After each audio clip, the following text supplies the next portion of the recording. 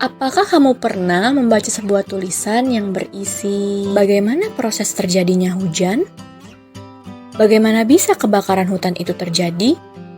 Atau mengapa ya bisa terjadinya kenakalan remaja? Itu artinya teks yang kamu baca adalah teks eksplanasi.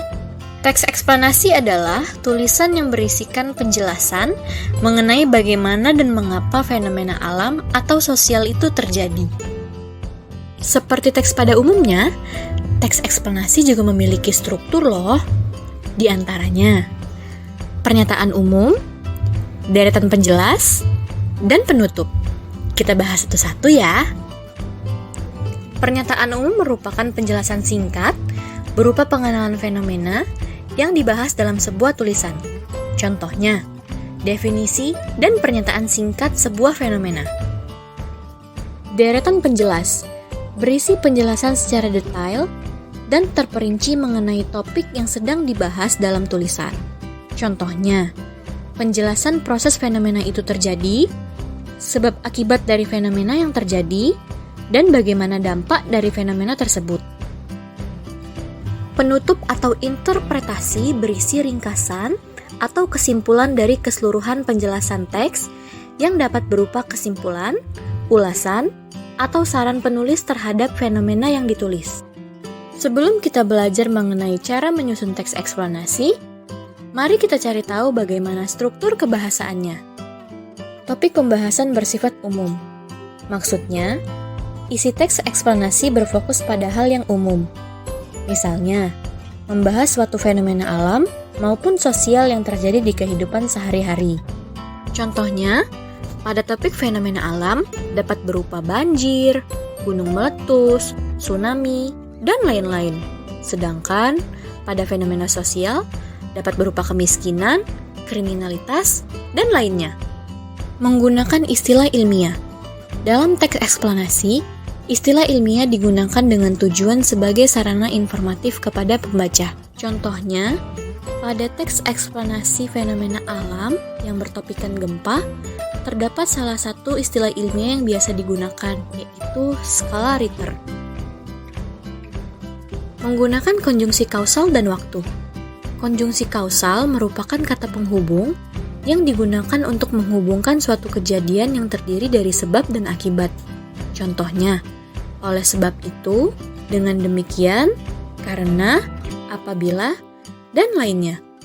Sedangkan, konjungsi waktu merupakan kata penghubung yang digunakan untuk menjelaskan hubungan waktu antara dua hal atau peristiwa. Contohnya, sebelum, sesudah, kemudian, setelah, dan lainnya. Untuk dapat menulis teks eksplanasi, perhatikan langkah-langkah berikut ini. Pertama, menentukan topik yang akan ditulis. Pilihlah topik umum seperti fenomena alam atau sosial. Kemudian, dilanjutkan pada penentuan fenomena yang lebih spesifik.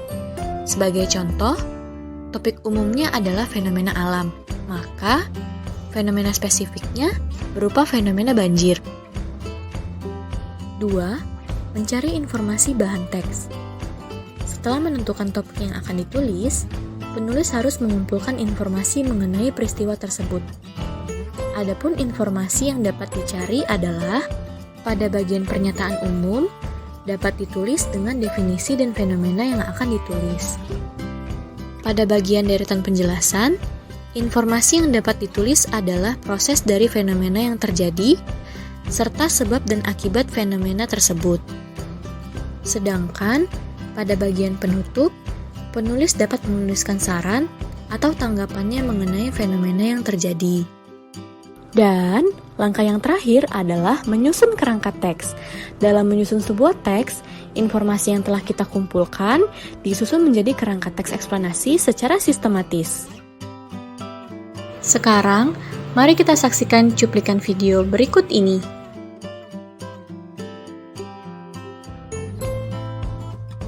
Video tersebut merupakan fenomena alam banjir dan dapat ditulis menjadi teks eksplanasi berdasarkan struktur, kebahasaan, dan langkah-langkah yang telah dijelaskan. Nah, sekarang Waktunya kamu untuk menuliskan teks eksplanasi berdasarkan video banjir tersebut. Tentu saja dengan memperhatikan struktur teks dan kebahasaannya. Bagaimana materi kita pada hari ini? Sangat mudah, bukan? Kesimpulan pembelajaran pada hari ini, sebenarnya di dalam kehidupan sehari-hari kita, banyak sekali fenomena yang dapat ditemukan dan dijadikan sebagai topik teks eksplanasi loh. Sekian materi kali ini, sampai jumpa pada materi selanjutnya.